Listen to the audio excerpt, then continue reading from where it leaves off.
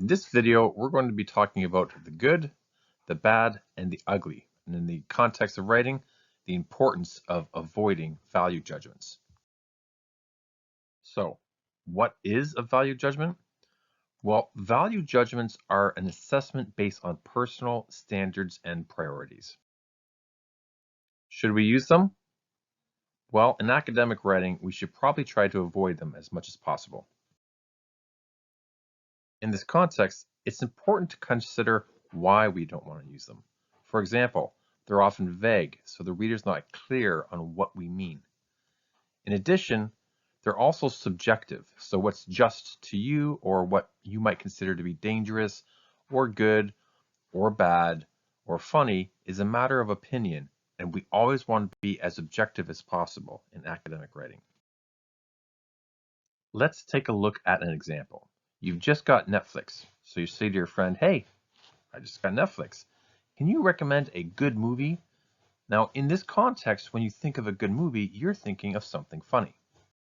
Now, your friend comes along and says, "You've got to check out The Notebook. It is the best." So, what do we have here? Well, you've asked for a good movie. Your friend has suggested the best movie.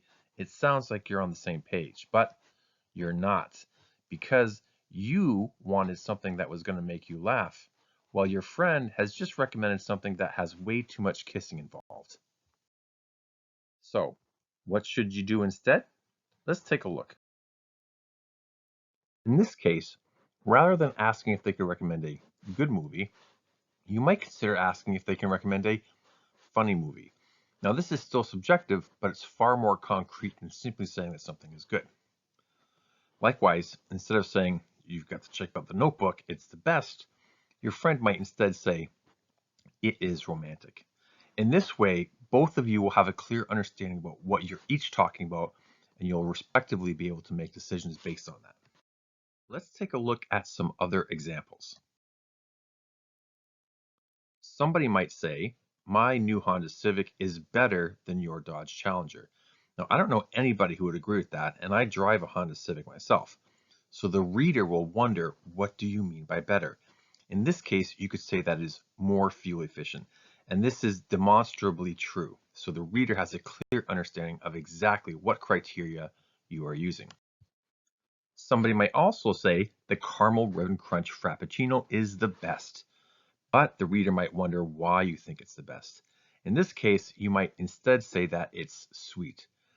As a result, people who don't have a sweet tooth will know to avoid it, while people who enjoy sweet foods will be sure to try it.